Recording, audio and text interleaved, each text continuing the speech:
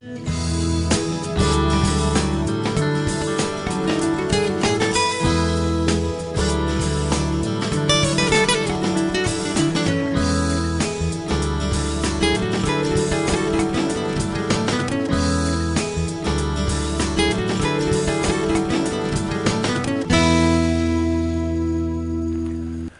वालेकुम, खुश आमदीद, सुबह खैर तमाम देखने वालों को। प्रोग्राम का नाम है गुड मॉर्निंग कराची और मेरा नाम है मोहम्मद यासिर। नाज़रीन, प्रोग्राम गुड मॉर्निंग कराची में मुख्तलिफ नौइयत के मामलात और मसाइल के ऊपर गुफ्तगू करते हैं और हमारी कोशिश होती है कि अवामी नौइयत के मामलात और मसाइल के ऊपर प्रोग्राम में गुफ्तगू की जाए। बहुत सारे पैगामात आपके मुख्तलिफ हवालों से मौसूल हो रहे हैं। अवामी मसाइल की तरफ कोशिश करते हैं कि प्रोग्राम में गुफ्तगू करें, तो यकीनन आज भी वो मामलात प्रोग्राम में ज़ेर बहस आएंगे और ख़ास तौर पे इस वक्त जो सूरत हाल है पूरे मुल्क में, ख़ास तौर पे अमन अमान के हवाले से, उसके ऊपर बात करना ज़रूरी है। और साथ साथ दीगर समाजी मामलात और मसाइल, सेहत के हवाले से ख़ास तौर पे जो मामलात और मसाइल हैं जिसकी तरफ निशानदेही की जा रही है बढ़ते हुए बहुत तेज़ी से वबाई अमराज, ये वो तमाम मामलात हैं जो इस वक्त जिसके ऊपर बात करना ज़रूरी है। सवालात भी इसी हवाले से पूछे जाते हैं, तो कोशिश करेंगे इन मामलात पर और दीगर समाजी मामलात के हवाले से भी गुफ्तगू की जाएगी। मौजूद मेहमान तशरीफ़ फरमाएँ, उनको खुशामदीद कहूँगा।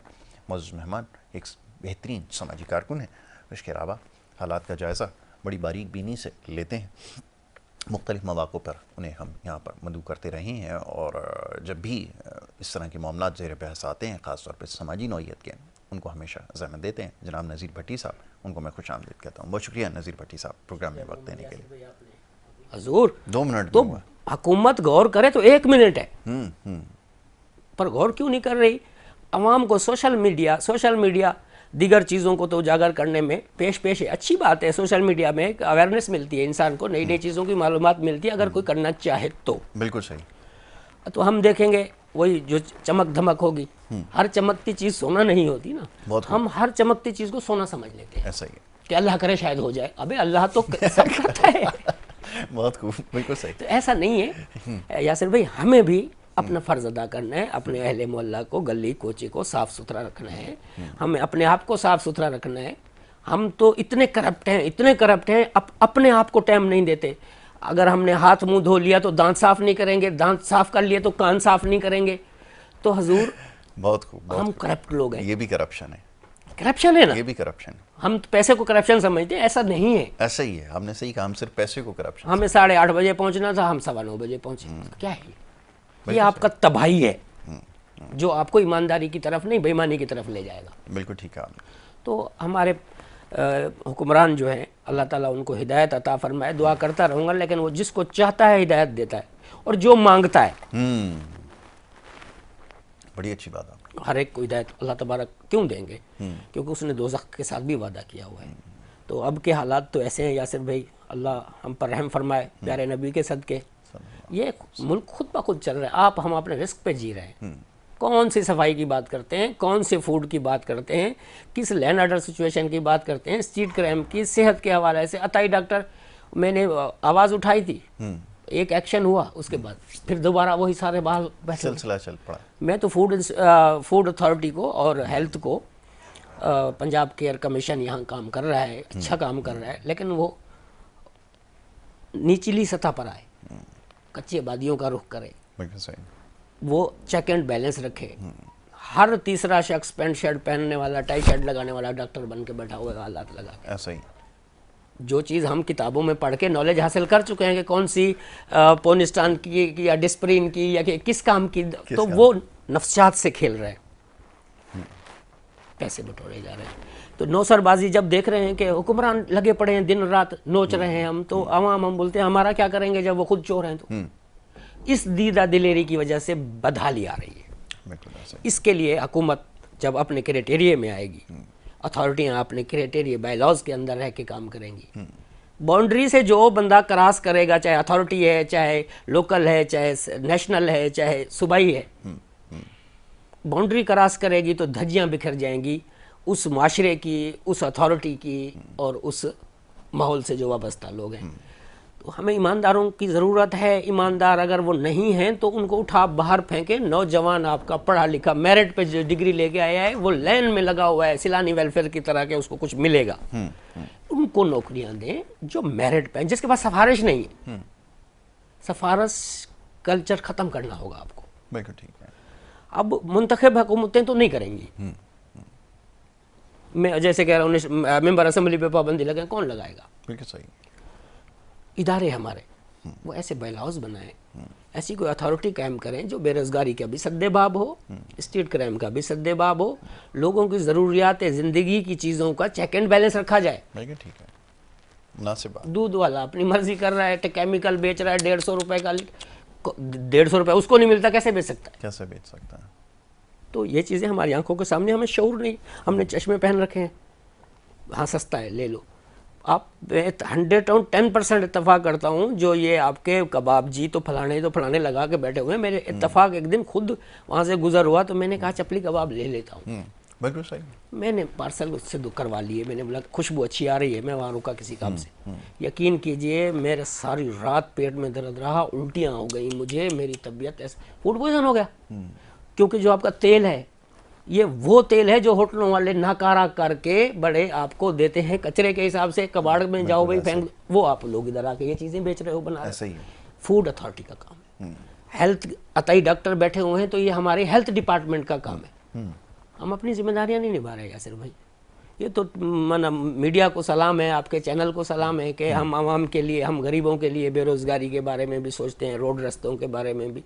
सबको पता है कि अभी बारिश छोटी मोटी हुई, इसी में बुरा हाल है। बिल्कुल। पर आपके टीवी चैनल के तवज्जो से आपका प्लेटफॉर्म वसी है, अल्लाह इसको चार चांद लगाए। एडमिनिस्ट्रेटर साहब ने भी अपनी जिम्मेदारियां दूसरे किसी सुना है मैंने हवाले कर दी गई, चाहे वो हमें नजर आ रही हो। बिल्कुल ठीक है। पर हुआ है उनके, अच्छी बात है, पढ़ा लिखा शख्स है वो, उसने तनकीद का निशाना बनते हुए देखा है अपने आप को, वो सैड हो गया या उसको कर दिया गया, मैं उसको अप्रिशिएट करूंगा। मेरे से जो जिम्मेदारी नहीं निभाई जाएगी मैं सिलेंडर हो जाऊंगा, चिपका रहूंगा, मेरी बारी, फिर मेरे भाई की बारी, फिर मेरे बेटे की बारी। ये रस्म और रिवाज खत्म कर दीजिए। और ये उनका मुर्तज़ा वहाब साहब का ये अच्छा मैसेज है कि जो चीज़ जिम्मेदारी नहीं, मसरूफ आदमी है वो, तो वो किसी और को जिम्मेदारी था कि इस माहौल की, इस कराची की आवाम की खिदमत हो सके, जिससे आप वोटों का बहाना ड्रामा करके मुंतखब हुए। बिल्कुल ऐसा ही। उन्हीं वोटों की लाज रख लीजिए। लेकिन वही बात आ जाती है यासिर भाई, जब हम कहते हैं कि आपने तो वोट दिया नहीं, मैं तो आया हूँ फलाने डिस्ट्रीब्यूशन से, तो मैं तो इस वजह से भी बदहाली का शिकार है। क्योंकि अब वोट मुझे किसी ने नहीं दिया, मैंने बड़ी मेहनत की, बड़ी मैंने खिदमत की आवाम की, मुझे 3200 वोट मिले। बिल्कुल ठीक है। तो 6-6 हज़ार 80-80 हज़ार कहाँ से निकल आते हैं, जिनको आप जानते नहीं हैं वो इलेक्शन जीत रहे हैं, मुकदमात का भरमार लगा हुआ है, वो मेंबर असेंबली बना हुआ है। तो इस क्राइटेरिया को भी आपको नज़रसानी करनी होगी, कानून मौजूद है, अमल दरामद उसके ऊपर करना ज़रूरी जी, है। ये वक्त की ज़रूरत है। बिल्कुल नज़ीर भाई ने बिल्कुल सही कहा कि क़वानीन तो मौजूद हैं, लेकिन इसके ऊपर अमल करवाना अहदेदारों की ज़िम्मेदारी है।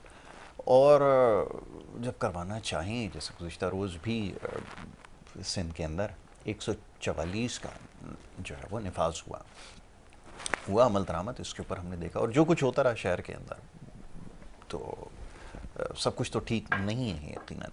अमन अमान की सूरत हाल वैसे ही बहुत ज़्यादा ख़राब है, और इस वक्त तो ख़तरा पहले से बहुत ज़्यादा है, तान इस वक्त ज़्यादा मोहतात रहने की ज़रूरत है, लेकिन अमल दरामद जो है वो मुमकिन हो सकता है। बहरहाल इसके ऊपर गुफ्तगू करते हैं, एक छोटी सी ब्रेक ले लेते हैं, और ब्रेक के बाद आते हैं, चंद और बातें हैं प्रोग्राम में शामिल करेंगे, उसके ऊपर गुफ्तगू करेंगे। आप देखते रहिए हमारा प्रोग्राम।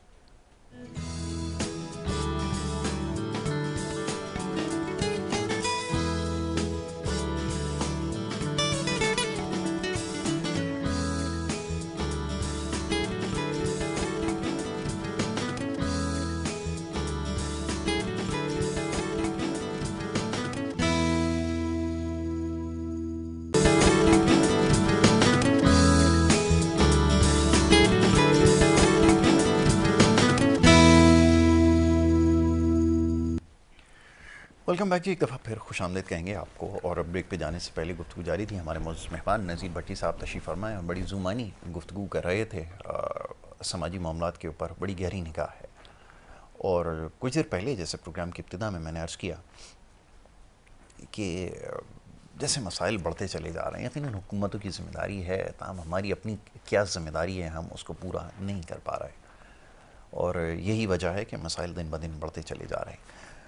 भट्टी साहब, अभी आपने कुछ देर पहले तस्करा किया कि हमारी जो ज़िम्मेदारी है ना वो हम पूरा कर पा रहे हैं, हुकूमतों से तो क्या ही सवाल किया जाए।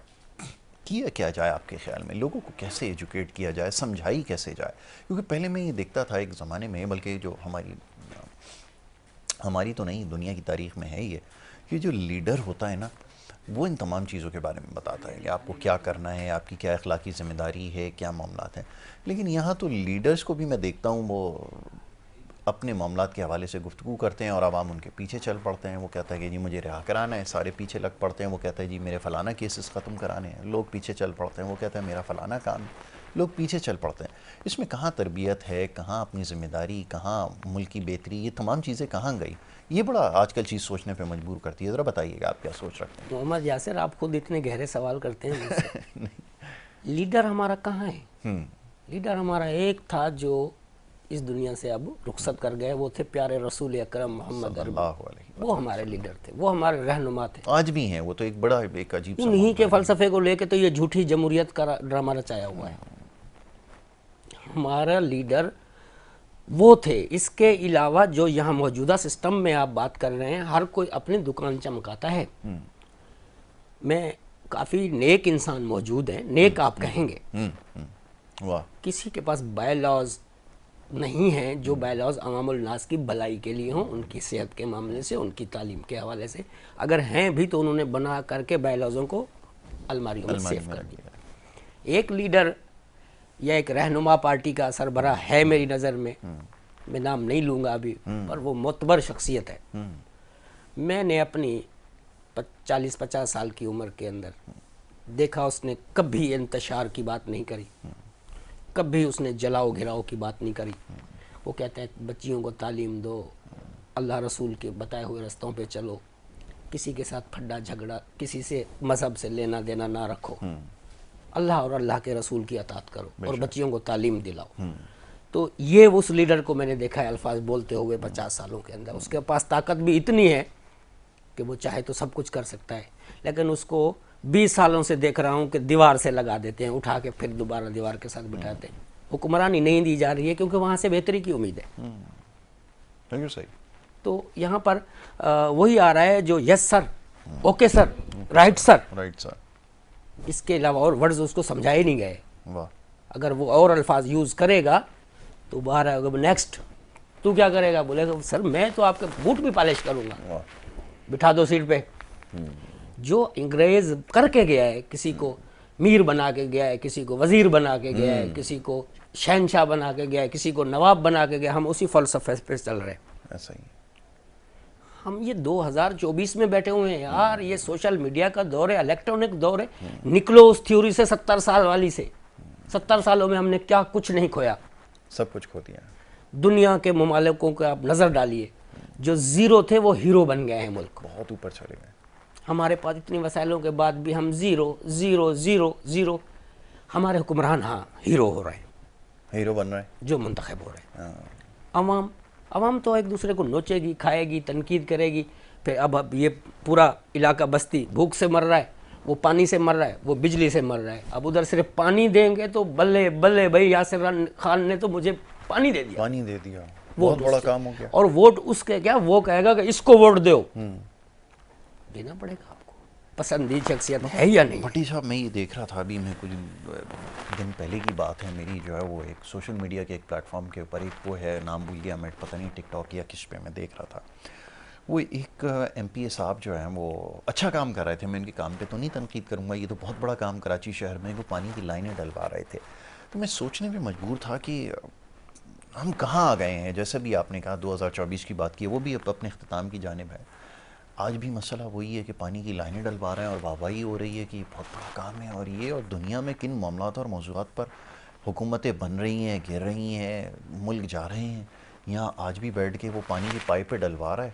16 इंच की थी, 12 इंच की थी, मैंने 16 की डलवा दी, तो बहुत बड़ा काम हो गया। उसको लोगों ने सर पे उठा लिया। कराची शहर के अंदर हो रहा है। हमारा 70 साल से ये जो नकासी का अमल और ये सिस्टम है इतना नाकार है, 70 साल से बेहतर नहीं हो रहा है। तमाम मेंबरान वो पानी में, खुदाई में, नल में, गटर में और इसी पाइपलाइन में फंसे। इसके अलावा किया क्या है? ये तो बुनियादी हकूक है हमारे। ये रोड, रास्ते, पानी, बिजली, गैस, ये तो आपको देना ही देना है। ये तो किसी मुंतखब हुकूमत का काम नहीं है यार, ये तो आपकी स्टेट का काम है। स्टेट का काम है, बिल्कुल। तो मुंतखब हुकूमत जो आती है, नुमाइंदे आते हैं, क्योंकि हम सालों साल महरूम होते हैं उस भी नेमत से जो हमें कानून में दी गई है, तो वो हमें अजीब लगता है कि बड़ा काम कर रहा है यार, चारने का काम नहीं है मेरी नज़र में। यासिर भाई, हमारे फंड का पानी के हैं, गटर के हैं, हमारी एजुकेशन के हैं, हमारी तालीम और तरबियत, हमारी तरक्की, हमारी सेहत, हमारे दीगर मामलात, सिक्योरिटी, हमारे देख उनको मैंने ये तजिया किया है कि ये अमल ठीक कैसे होगा, हमारी आवाम कैसे ठीक होगी और हम कैसे ठीक होंगे सारे लोग। पुलिस को गैर सियासी किया जाए, पहला स्टेप हमेशा आप इसके ऊपर जोर देते हैं। पुलिस गैर सियासी जिस दिन हो गई उस दिन आपके मुंतखब हुक्मरान भी बेहतर हो जाएंगे और आवाम भी बेहतर हो जाएगी। पुलिस को तो जो काम ही नहीं है उसको हमने उसको सिक्योरिटी गार्ड बना दिया, ड्राइवर बना दिया, माली बना दिया। अच्छा, उसमें खुश भी है वो सर, क्या करेगा? वो खुश भी है उसमें। मैंने भी कुछ बच्चे हैं, उसकी नफ्सियात से खेला जा रहा है, उसकी मजबूरियों से खेला जा रहा है। उसको पता है ये है कश्मीर का, इधर कर मैं थोड़ी सी बात करूंगा, इसको कश्मीर ट्रांसफर कर दूंगा, इसके लिए यही काफी है, क्योंकि हर किसी नफ्सियात से खेला जा रहा है। पुलिस हमारी में बहुत पावर है। पाकिस्तान पुलिस जो है बहुत एक अच्छा इन्वेस्टिगेशन इदारा है, अगर ये मेरिट पे काम करे तो। मेरिट पे काम करे तो ये बकरी को हाथी बनाने में बकरी को हाथी बनाने में देर नहीं करते, तो हमारे अवाम को सुधारने में भी देर नहीं करेगा, हुक्मरानों को भी। हम उनके पहले ही हाथ पांव काट देते हैं कि तू मेरा सिक्योरिटी गार्ड होगा। नहीं, हमारा जो सिस्टम है ना भट्टी साहब, आप तो हमसे ज़्यादा जानते हैं, शऊर रखते हैं, उसमें जो सारी बरकतें हैं, सारी नवाजिशें हैं और ये जो सब कुछ है ना, ये उन्हीं की मरहून मिन्नत है। इसलिए आपने देखा होगा अमूमन कि जब भी इलेक्शन से पहले काम दिखाया जाता है ना, आप देखें सबसे पहले तबादले शुरू हो जाते हैं, अचानक से तबादले शुरू हो जाते हैं कि जी उसको उठा के वहाँ पोस्ट कर दिया, उसको यहाँ पोस्ट कर दिया। अब सोशल मीडिया का दौर है ना, मजबूरी है कि अभी लोगों को शायद पता चलना शुरू हो गया कि इसके पीछे ये क्या है। पहले जब किसी ज़माने में होता था तो ज़ाहिर है लोगों को नहीं पता चलता था कि इसके पीछे क्या मकसद है, लेकिन अब तो खैर सबको बच्चे को पता चल गया कि इसके पीछे क्या मकसद होता है। एकदम से जो है वो ट्रांसफ़र पोस्टिंग शुरू हो जाती है। तो बहरहाल अब तो कोई चीज़ बची है नहीं ना, तो क्या किया जाए, मतलब इसका तो हल निकालना पड़ेगा। और ये तो बड़ा मुश्किल काम है, क्योंकि ये जो सारा कुल निज़ाम चल रहा है ना, ये जो सीटें मिल रही हैं, ये सब कुछ, ये तो इसी की वजह से तो मिल रही हैं। तो फिर कैसे इसको तब्दील करेंगे? कोई भी तैयार नहीं है। आप किसी को भी बैठा लें, पाकिस्तान में सारी सियासी जमातों को, वो जो बाहर है ना इस वक्त, जो ग्राउंड से बाहर हैं, वो तो सब कहेंगे कि हाँ जी ऐसा होना चाहिए, बल्कि आज ही होना चाहिए। लेकिन जो ग्राउंड के अंदर मौजूद है ना, वो तो सब कहेंगे जी ऐसा मुमकिन ही नहीं है, क्या करें, इसके बगैर तो गुजारा नहीं है। अब क्या किया जाए? फिर एक दो खानदान को कुर्बानी देनी पड़ेगी मुल्क सुधारने के लिए। अरे बड़े लोगों ने कुर्बानी दी, नहीं, क्या कुछ नहीं मिला। मैं आज जो बात कर रहा हूँ, मैं तो मुझे पता है मैं मारा भी जाऊंगा। मैं जो बातें करता हूँ, ये सच बोलने वालों का काम यही, अंजाम यही। मैंने अपना काम, मैं अपनी हैसियत के मुताबिक मैं समझता हूँ कि मैंने किया हुआ है। मुअज़्ज़ज़ अदालत सुप्रीम कोर्ट ऐसे आर्डर पास करके, जज जो आखिरी, वैसे भी आखिरी मरहला होता है, लेकिन हम आखिरी मरहले के बाद जो वो ईद का समा गुजारना चाहते हैं ना, वो ना गुजारें। पाबंदी लगवा दोगे सब पे, हमारे पे भी और अपने पे? नहीं सर, मेरा रब रहमान है, वो पाबंदी लगाएगा तो इनको पता चल जाएगा। हम बात करें अवामुल नास की, ना हम अपनी भलाई की, ना हम अपने किसी मफाद की। सही। सुप्रीम कोर्ट का मुअज़्ज़ज़ जो मेंबरान होंगे, टीम होगी, जज होगा, वो ऐसे आर्डर पास कर जाए जो अवामुल नास की भलाई के लिए हो। कोई इलेक्शन ईद ना बनाए। अभी इलेक्शन जैसे अभी होने वाले हैं, कुछ लोगों के लिए ईद से बढ़ के ईद का समा होता है, करोड़पति बनते हैं। इलेक्शन लॉटरी निकलती है जी। हम तो ईद 30 रोजे रख के, वो भी मुल्ला की मर्जी के, वो हाँ करे या ना करे। बहुत खूब। तो इधर जो है ईदें दो होती है, एक मुंतखब इलेक्शन के दौरान और एक वो आम ईद मनाते हैं। अवाम का बुरा हाल है। मुअज़्ज़ज़ इदारे हमारा ऐसा बायलाज पाबंदी लगा के जाएं जिस पे कोई अमल, उसका तो मेरे ख्याल में बहुत बुरा असर होगा जो करके जाएगा। उसके लिए तो बच्चों को तकलीफ दी जाएगी, उसके घरों को गिराया जाएगा, मुकदमात कायम किए जाएंगे, लेकिन आने वाली नस्ल हमारी बेहतर हो जाएगी। देखिए आज सुप्रीम कोर्ट की आप लेफ्ट ऐड कर देते हैं, उसके दिगर कराची सर्किल हो गया या दिगर ये बोर्ड वगैरह लगते हैं रोडों पे, बहुत सारी स्कीमें हैं मेरे मुअज़्ज़ज़ अदालत ने पथारे हैं जो आप उसकी पामाली कर रहे हैं, मेरे इदारे की तौहीन कर रहे हैं। मैं तो लगा हुआ हूँ, मैं याददाश्त पेश करता हूँ, पटिशनें लगा रहा हूँ, कोशिशें कर रहा हूँ अपनी, लेकिन जिस दिन खुदा न खास मार्शाल्लाह लगा, आप देखोगे कराची सर्कल भी बन रहा है, फुटपाथ में भी कोई नहीं बचा, बिजली का बिल भी हम टाइम पे भर रहे हैं और बिजली महंगी भी नहीं है। वो फिर ऐसा नहीं है कि सिर्फ आवाम को सीधा करते हैं, वो हुक्मरानों को भी सीधा करते हैं। तो क्यों लोग मेरे मुअज़्ज़ज़ इदारे पाक फ़ौज की तरफ बात करता है, वो मेरा इदारा है, तो उसमें कुछ फैसले लेफ्ट राइट होने में हमें दिलचस्पी नहीं ले, हम कान जो धीरते हैं ना, ये हो गया जी वो हो गया, हमें हर किसी के काम में टांग नहीं अड़ानी चाहिए। अच्छी बात कर रहे हैं। हम मैं भी जितनी इसका नॉलेज कायल है, जितनी मालूमात है, उस जितना पर पता है रहनी उससे चाहिए। रहते हुए बात करें ना, ये बात बिल्कुल सही है। तो हमें नहीं बहुत पता। सारे लोग हैं जो इल्ज़ाम तराशियां करते हैं इदारों के ऊपर कि सुप्रीम कोर्ट ने जी शहद को शराब बना तो क्या हो गया जी, ये हो गया। देखें, मोअज़्ज़ज़ अदालत ने जो आके वहाँ पर एक्शन लिया था, वो उसका इतने इख्तियार था कि अभी इसको चेक करो। वो सूबाई सवाब दी थी कि वो क्या दिखाते हैं, वो सवाब सूबाई सवाब में नहीं इंटरफेयर कर सकते ना। तो ये टेक्निकल और कानूनी मजबूरियां भी होती हैं जिसको हम समझते हैं कि कुछ नहीं कर सकते। हाँ, बिल्कुल सही। इदारे सब कुछ कर सकते हैं यासिर भाई, अल्लाह ताला उनको ईमान की सलामती दे। सुप्रीम कोर्ट से मैं गुजारिश करूंगा मौज़ अदालत से कि गरीब आवाम के लिए कोई भलाइयों के कोई ऐसे आर्डर पास करें जो कि हुक्मरान ना चाहते हुए भी हमें हकूक दें। बाकी मुंतखब हुकूमत तो बस वही बात, आज मेरी बारी, कल मेरे भाई की बारी, परसों मेरे बेटे की बारी, ये चलता रहेगा। नस्ल दर नस्ल एक ही खानदान को आप मुंतखब। अब वो आवाज़ार है जिसको मुंतखब हुकूमत करके पीएम से बनाए गए, उसके उनके सीएम बनाए गए, वो कहते हैं हमने तो मांगी नहीं थी। उनका एक चेयरमैन है सेनेट का साहब का, वो कह रहे थे कि हम तो चाहते ही नहीं थे, हमें तो ज़बरदस्ती हुकूमत दी गई है। वो कह रहे हैं, मैं अपने लीडर को कह रहा हूं कि आप ऐलान करो कि हमें नहीं चाहिए। ये क्या बात है, आप हुकूमत मुल्क चलाने, हमारी पूरी ज़िंदगी, हमारा फ्यूचर दाव पे लगा के आपने ज़बरदस्ती, नहीं चाह रहा है यासिर खान के मुझे ये ड्यूटी मिले, आपने उसको फिर भी टीवी चैनल पे बिठा दिया, उसने अनाम शनाम बोलना है। बिल्कुल सही, बिल्कुल सही। उसका शौक ये नहीं है। बिल्कुल समझ गया आपकी बात, बिल्कुल। तो सर, जिनको मना गवर्नमेंट करने का, हुकूमत चलाने का कोई शौक ही नहीं है, उनको आपने बिठा दिया है, उसकी कोई दिलचस्पी नहीं है। दिलचस्पी नहीं है, सही, बिल्कुल सही। मैं आपकी बात समझ सकता हूँ, बिल्कुल बड़ी ज़ूम मायने बात हैं और ज़रूरी है समझा जाए इन मामलात को। ख़ास तौर पे ये भी जो हो रहा है अवामी मामलात, हम मसाइल, यही हमारा मसला है, यही दिन रात की हमारी कहानी है। सारा दिन यही बताते हैं, इसी के ऊपर बात करते हैं। ये हल हो जाए, मेरे ख्याल में इससे ज़्यादा तो और कुछ नहीं है। एक परेशानी में मुब्तला हैं, मसाइल तो कम बेश यकसा हैं, लेकिन यहाँ पे सूरत हाल बहुत ज़्यादा अबतर है। बार बार इसकी निशानदेही कर रहे हैं, जो कुछ हो रहा है परेशान कुन है। हालात संभल जाएं, बड़ी देर से इसका इंतज़ार कर रहे हैं और होने चाहिए अब ख्याल ये। और ख़ास तौर पे मैं अक्सर ये जो मुख्तलिफ प्रोग्राम जिनमें इकोनॉमिस्ट की हैसियत से लोग मदू कर लेते हैं, वहाँ पे यही बात मैं हमेशा बताता हूँ कि मुल्क की मईशत तब बेहतर होगी जो वाक़तन जो सियासी मामलात हैं उसमें इस्तेहकाम पैदा होगा, ये ठहराव आएगा। लेकिन यहाँ ठहराव आने का नाम नहीं ले रहा। अब सोचने पे मजबूर हूँ जो कुछ हो रहा है। अभी शंघाई कॉन्फ्रेंस हो रही है, ताम बहुत बड़ी एक इवेंट है, पाकिस्तान में होने के लिए जा रहा है, लेकिन जो कुछ हो रहा है अभी दूसरी जो जमात है एहतजाज की, जिन्होंने कॉल दे रखी है, ये मौका कतई ऐसा नहीं है कि इसके ऊपर जो एहतजाज किए जाएँ। ये एहतजाज साल साल चलते रहेंगे, सियासी बयान चलते रहेंगे, सब कुछ चलता रहेगा, लेकिन ये मौक़े बहुत कम मैसर आते हैं। और इसमें फिर मुल्क के मफाद में कुछ ऐसे फ़ैसले होंगे, कुछ ऐसी चीज़ें होंगी जिसके हम बड़ी देर से मुंतज़िर हैं। तो होश के नाखून लेने की ज़रूरत है। ये सियासी मामला जो है वो चलते रहेंगे और ये एक वक्त आएगा कि ठीक भी हो जाएंगे शायद। जो कोशिशें काविशें आप कर रहे हैं शायद किसी वक्त रंग ले आएँ। करते रहें, इसके लिए सारा टाइम है आपके पास, सारी ज़िंदगी है, लेकिन इस तरह के मौक़े जो फिर मैसर नहीं आते और इसका ख्याल रखना ज़रूरी है।